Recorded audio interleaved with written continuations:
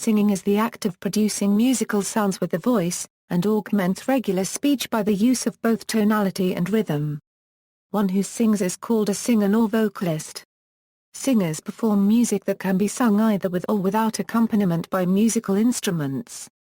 Singing is often done in a group of other musicians, such as in a choir of singers with different voice ranges, or in an ensemble with instrumentalists, such as a rock group or baroque ensemble.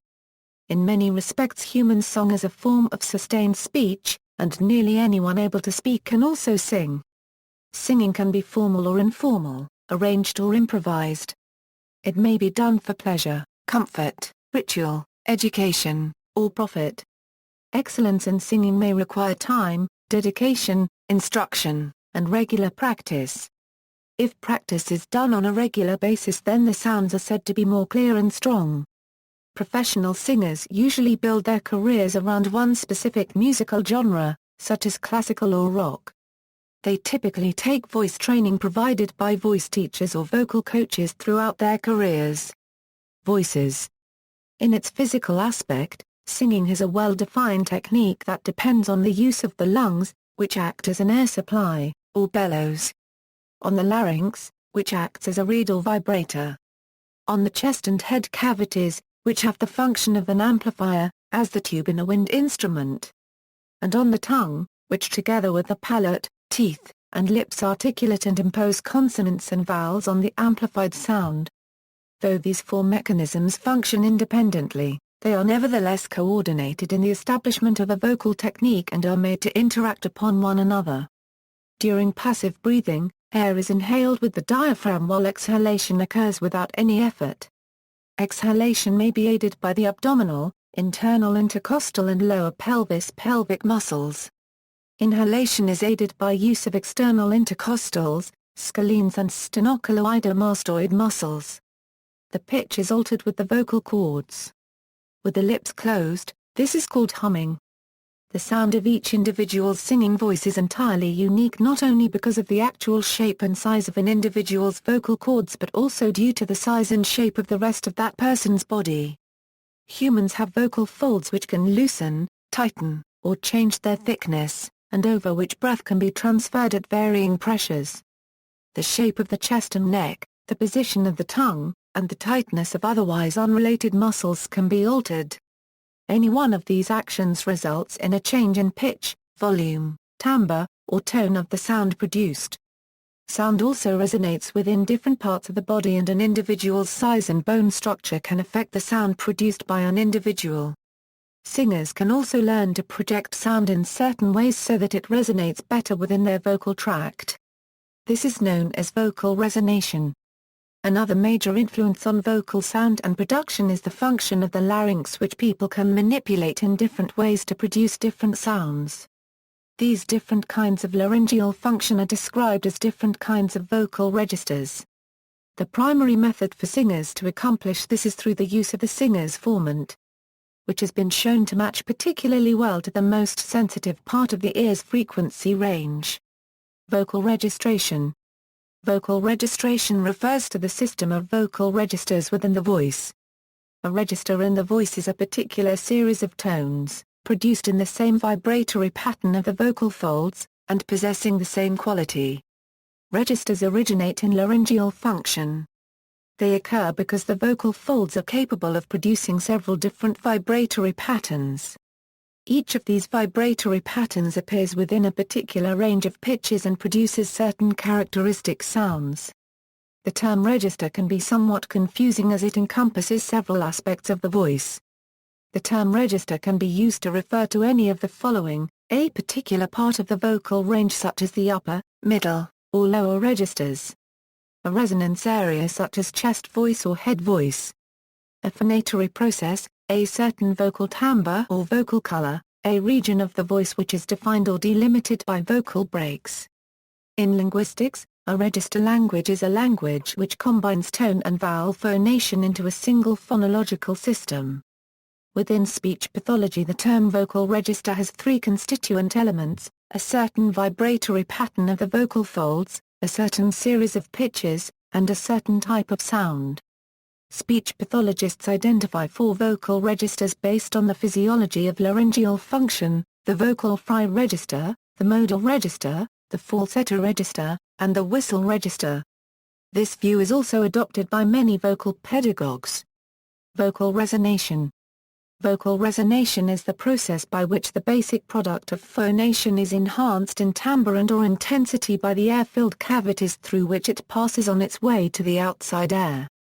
Various terms related to the resonation process include amplification, enrichment, enlargement, improvement, intensification, and prolongation, although in strictly scientific usage acoustic authorities would question most of them.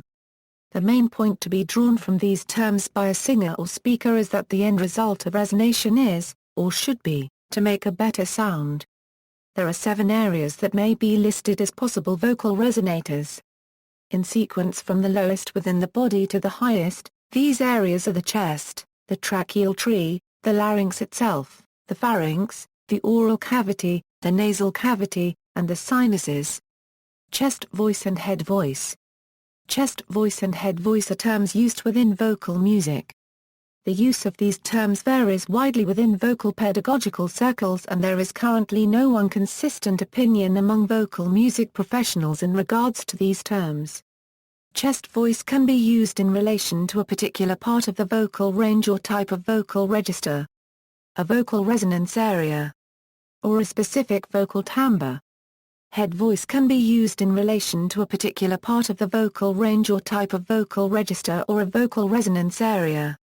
History and development. The first recorded mention of the terms chest voice and head voice was around the 13th century, when it was distinguished from the throat voice by the writers Johannes de Garlandia and Jerome of Moravia.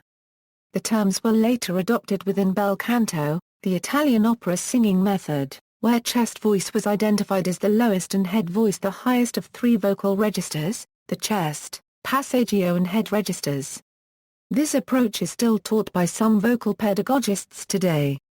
Another current popular approach that is based on the bel canto model is to divide both men and women's voices into 3 registers. Men's voices are divided into chest register, head register, and falsetto register, and women's voices into chest register, middle register, and head register. Such pedagogists teach that the head register is a vocal technique used in singing to describe the resonance felt in the singer's head. However, as knowledge of physiology has increased over the past 200 years, so has the understanding of the physical process of singing and vocal production. As a result, many vocal pedagogists, such as Ralph Apperman at Indiana University and William Bennett at the University of Southern California, have redefined or even abandoned the use of the terms chest voice and head voice. In particular, the use of the terms chest register and head register have become controversial since vocal registration is more commonly seen today as a product of laryngeal function that is unrelated to the physiology of the chest, lungs, and head. For this reason, many vocal pedagogists argue that it is meaningless to speak of registers being produced in the chest or head. They argue that the vibratory sensations which are felt in these areas are resonance phenomena and should be described in terms related to vocal resonance, not to registers. These vocal pedagogists prefer the terms chest voice and head voice over the term register. This view believes that the problems which people identify as register problems are really problems of resonance adjustment. This view is also in alignment with the views of other academic fields that study vocal registration, including speech pathology, phonetics, and linguistics. Although both methods are still in use, current vocal pedagogical practice tends to adopt the newer, more scientific view. Also, some vocal pedagogists take ideas from both viewpoints. The contemporary use of the term chest voice often refers to a specific kind of vocal coloration or vocal timbre. In classical singing, its use is limited entirely to the lower part of the modal register or normal voice. Within other forms of singing, chest voice is often applied throughout the modal register. Chest timbre can add a wonderful array of sounds to a singer's vocal interpretive palette. However, the use of overly strong chest voice in the higher registers in an attempt to hit higher notes in the chest can lead to forcing. Forcing can lead consequently to vocal deterioration. Classifying singing voices.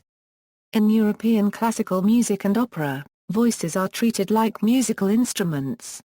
Composers who write vocal music must have an understanding of the skills, talents, and vocal properties of singers. Voice classification is the process by which human singing voices are evaluated and are thereby designated into voice types.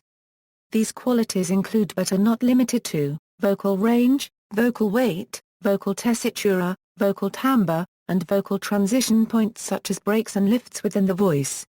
Other considerations are physical characteristics, speech level, scientific testing, and vocal registration. The science behind voice classification developed within European classical music has been slow in adapting to more modern forms of singing.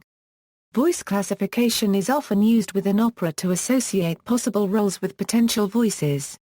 There are currently several different systems in use within classical music, including the German Fach system and the choral music system, among many others. No system is universally applied or accepted. However, most classical music systems acknowledge 7 different major voice categories. Women are typically divided into 3 groups: soprano, mezzo-soprano, and contralto. Men are usually divided into 4 groups: countertenor, tenor, baritone, and bass. When considering voices of prepubescent children, an 8th term, treble, can be applied. Within each of these major categories there are several subcategories that identify specific vocal qualities like coloratura, facility, and vocal weight to differentiate between voices. It should be noted that within choral music, singers' voices are divided solely on the basis of vocal range. Choral music most commonly divides vocal parts into high and low voices within each sex.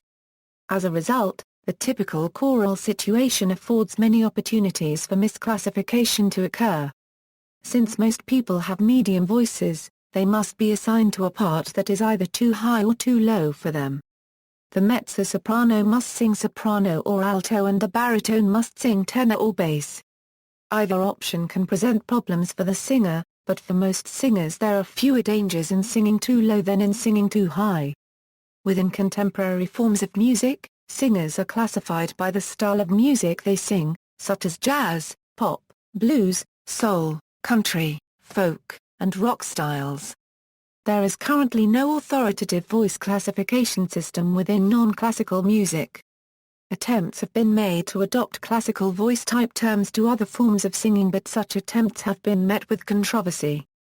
The development of voice categorizations were made with the understanding that the singer would be using classical vocal technique within a specified range using unamplified vocal production. Since contemporary musicians use different vocal techniques, microphones, and are not forced to fit into a specific vocal role, applying such terms as soprano, tenor, baritone, etc. can be misleading or even inaccurate. Vocal pedagogy. Vocal pedagogy is the study of the teaching of singing. The art and science of vocal pedagogy has a long history that began in ancient Greece and continues to develop and change today.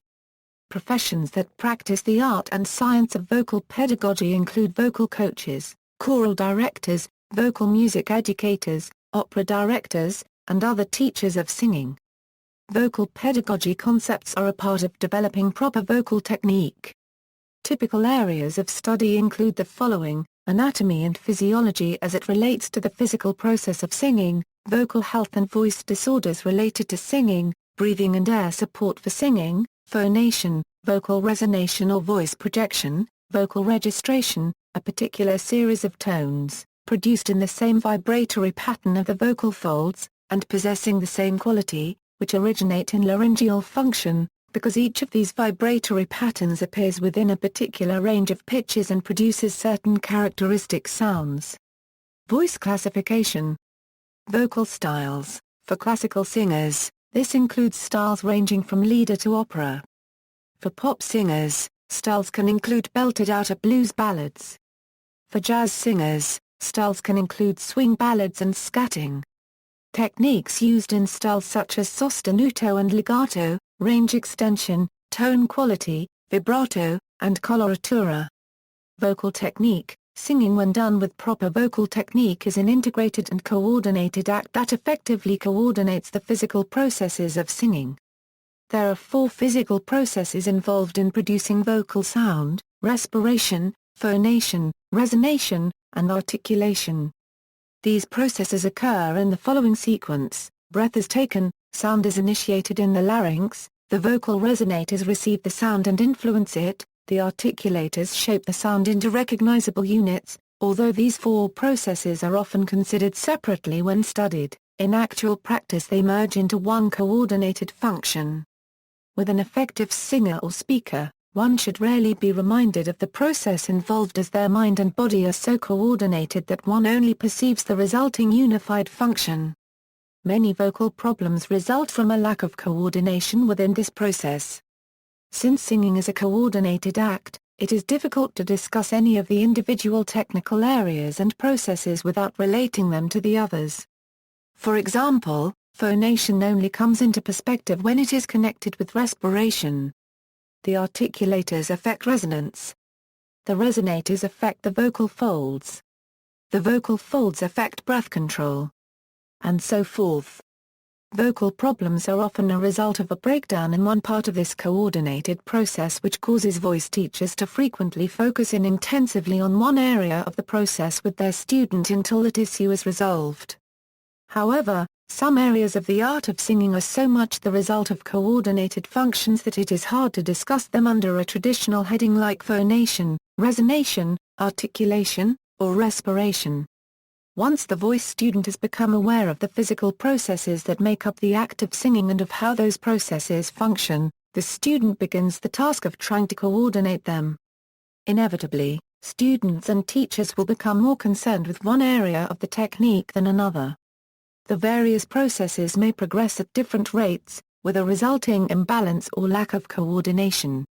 The areas of vocal technique which seem to depend most strongly on the student's ability to coordinate various functions are, extending the vocal range to its maximum potential, developing consistent vocal production with a consistent tone quality, developing flexibility and agility, achieving a balanced vibrato, developing the singing voice. Singing is a skill that requires highly developed muscle reflexes. Singing does not require much muscle strength, but it does require a high degree of muscle coordination. Individuals can develop their voices further through the careful and systematic practice of both songs and vocal exercises. Vocal pedagogists instruct their students to exercise their voices in an intelligent manner. Singers should be thinking constantly about the kind of sound they are making and the kind of sensations they are feeling while they are singing. Vocal exercises have several purposes, including warming up the voice, extending the vocal range, lining up the voice horizontally and vertically, and acquiring vocal techniques such as legato, staccato, control of dynamics, rapid figurations, learning to sing wide intervals comfortably, singing trills, singing melismas and correcting vocal faults. Extending vocal range. An important goal of vocal development is to learn to sing to the natural limits of one's vocal range without any obvious or distracting changes of quality or technique. Vocal pedagogists teach that a singer can only achieve this goal when all of the physical processes involved in singing are effectively working together. Most vocal pedagogists believe in coordinating these processes by establishing good vocal habits in the most comfortable tessitura of the voice, and then slowly expanding the range. There are 3 factors that significantly affect the ability to sing higher or lower. The energy factor. Energy has several connotations. It refers to the total response of a body to the making of sound. To a dynamic relationship between the breathing in muscles and the breathing out muscles known as the breath support mechanism. To the amount of breath pressure delivered to the vocal folds and their resistance to that pressure. And to the dynamic level of the sound. The space factor. Space refers to the size of the inside of the mouth and the position of the palate and larynx. Generally speaking, a singer's mouth should be opened wider the higher he or she sings. The internal space or position of the soft palate and larynx can be widened by relaxing the throat. Vocal pedagogists describe this as feeling like the beginning of a yawn. The depth factor. Depth has 2 connotations. It refers to the actual physical sensations of depth in the body and vocal mechanism, and to mental concepts of depth that are related to tone quality. McKinney says, These three factors can be expressed in three basic rules: as you sing higher, you must use more energy. As you sing lower, you must use less. As you sing higher, you must use more space. As you sing lower, you must use less. As you sing higher, you must use more depth. As you sing lower, you must use less. Posture. The singing process functions best when certain physical conditions of the body are put in place. The ability to move air in and out of the body freely and to obtain the needed quantity of air can be seriously affected by the posture of the various parts of the breathing mechanism. A sunken chest position will limit the capacity of the lungs, and a tense abdominal wall will inhibit the downward travel of the diaphragm. Good posture allows the breathing mechanism to fulfill its basic function efficiently without any undue expenditure of energy. Good posture also makes it easier to initiate phonation and to tune the resonators, as proper alignment prevents unnecessary tension in the body. Vocal pedagogists have also noted that when singers assume good posture, it often provides them with a greater sense of self-assurance and poise while performing. Audiences also tend to respond better to singers with good posture. Habitual good posture also ultimately improves the overall health of the body by enabling better blood circulation and preventing fatigue and stress on the body. There are 8 components of the ideal singing posture: feet slightly apart, legs straight but knees slightly bent, hips facing straight forward, spine aligned, abdomen flat, chest comfortably forward, shoulders down and back, head facing straight forward. Breathing and breath support. Natural breathing has 3 stages: a breathing in period, a breathing out period, and a resting or recovery period. These stages are not usually consciously controlled. Within singing there are 4 stages of breathing: a breathing in period, a setting up controls period, a controlled exhalation period, and a recovery period. These stages must be under conscious control by the singer until they become conditioned reflexes. Many singers abandon conscious controls before their reflexes are fully conditioned, which ultimately leads to chronic vocal problems. Vibrato. Vibrato is used by singers in which a sustained note wavers very quickly and consistently between a higher and a lower pitch, giving the note a slight quaver. Vibrato is the pulse or wave in a sustained tone. Vibrato occurs naturally, and is the result of proper breath support and a relaxed vocal apparatus. Some singers use vibrato as a means of expression. Many successful artists have built a career on deep, rich vibrato. Vocal music. Vocal music is music performed by one or more singers, with or without instrumental accompaniment, in which singing provides the main focus of the piece. Vocal music is probably the oldest form of music, since it does not require any instrument besides the voice. All musical cultures have some form of vocal music, and there are many long-standing singing traditions throughout the world's cultures. Music which employs singing but does not feature it prominently is generally considered as instrumental music. For example, some blues rock songs may have a simple call and response chorus, but the emphasis in the song is on the instrumental melodies and improvisation. Vocal music typically features sung words called lyrics, although there are notable examples of vocal music that are performed using non-linguistic syllables or noises, sometimes as musical onomatopoeia.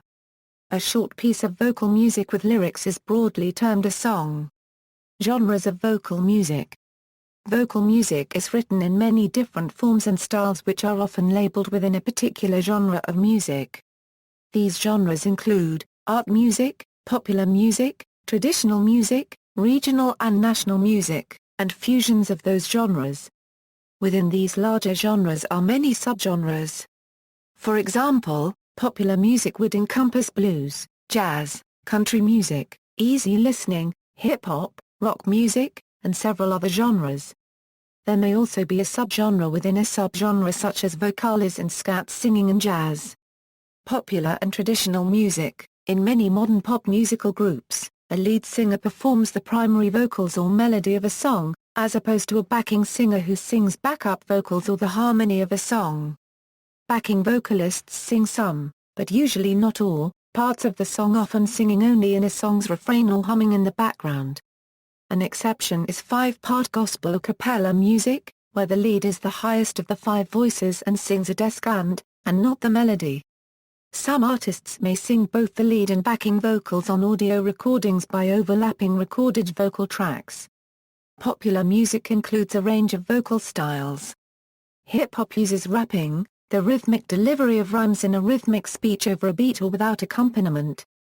Some types of rapping consist mostly or entirely of speech and chanting, like the Jamaican toasting.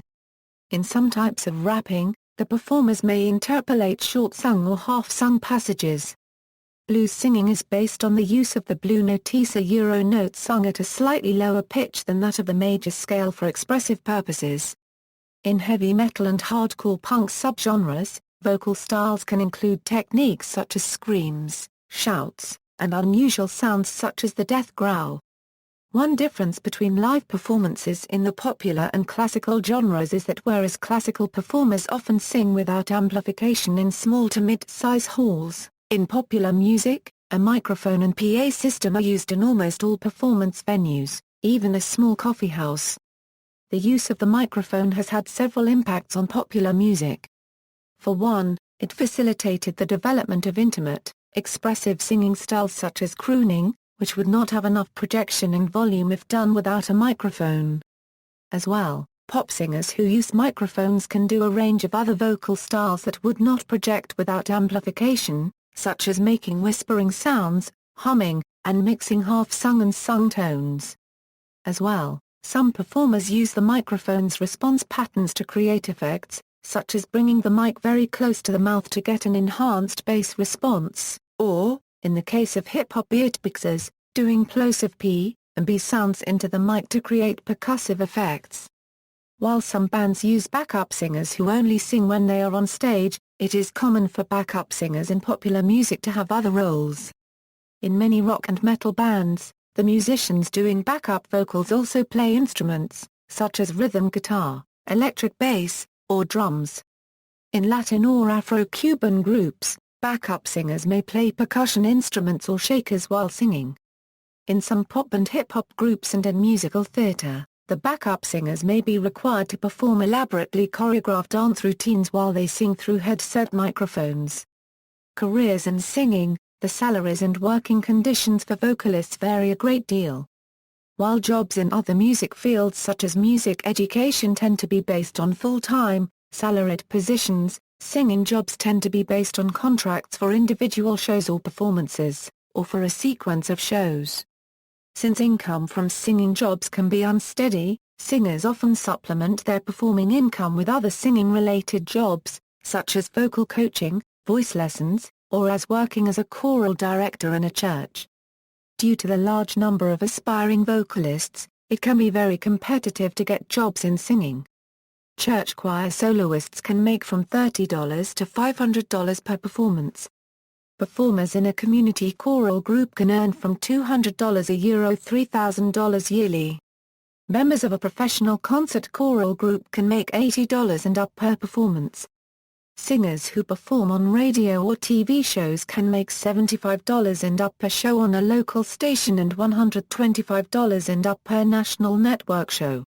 Jazz or pop singers who perform with dance bands or nightclub show groups can make $225 and up per week. Professional opera chorus singers can make from $350 a year to $750 per week.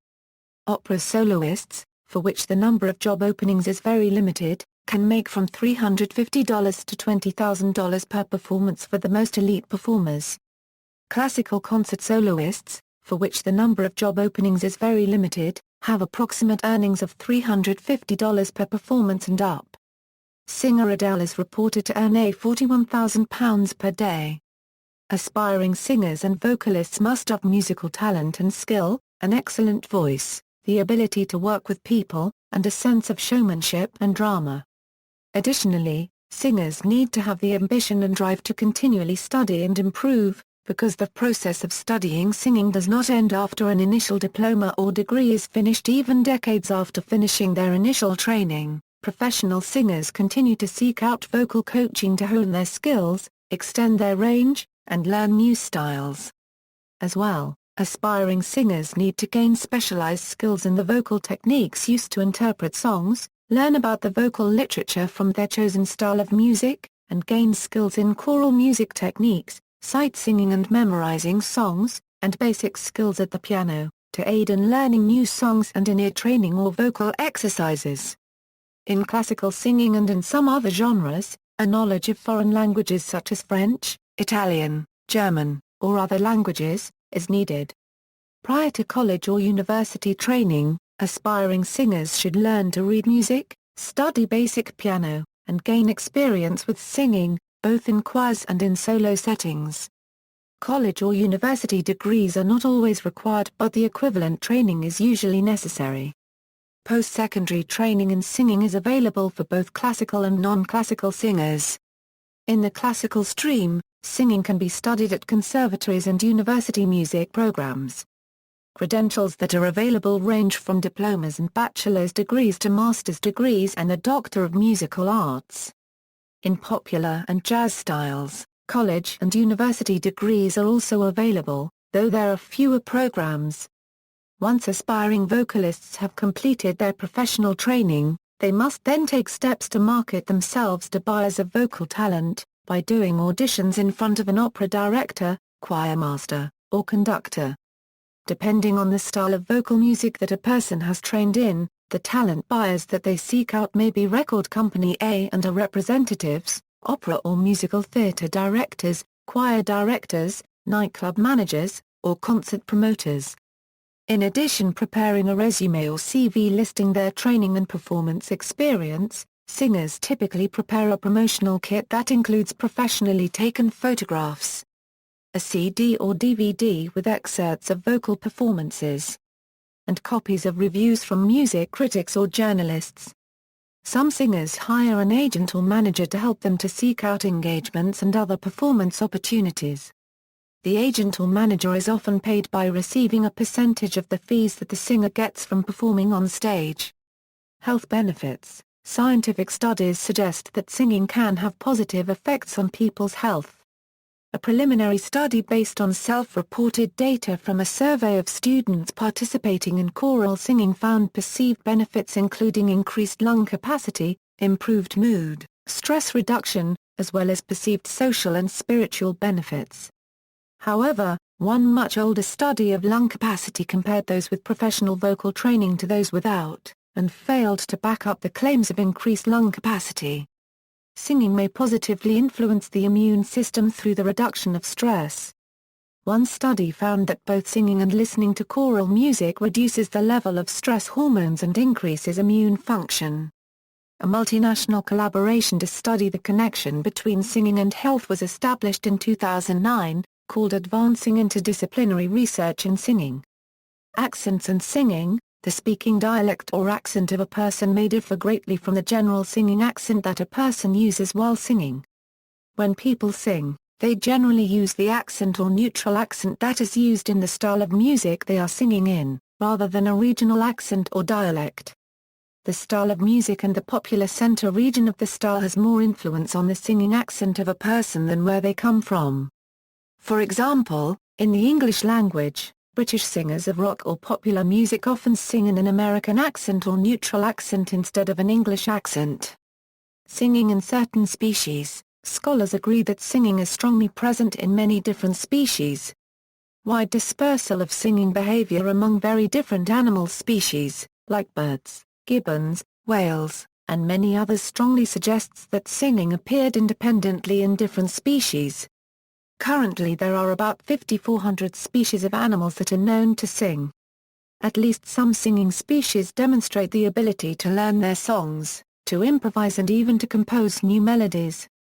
In some animal species singing is a group activity, see also, art music. Popular music. References. External links, A Brief History of Singing, Singing and Health, A Systematic Mapping and Review of Non-Clinical Research. Further reading, Blackwood, Alan. The Performing World of the Singer. London, Hamish Hamilton, 1981. 113p, Amplial ISBN 0-241-10588-9, Reed, Cornelius. A Dictionary of Vocal Terminology, an Analysis. New York, J. Patelson Music House, Cop. 1983. XXI, 457p. NB. This dictionary has been prepared to define and to analyze those terms and expressions in common usage by the vocal profession from the early 17th century to the present, as well as those terms and expressions introduced by members of the various scientific disciplines concerned with the subject. A Euro from the Introd, on Peak Shix. ISBN 0-915282-07-0.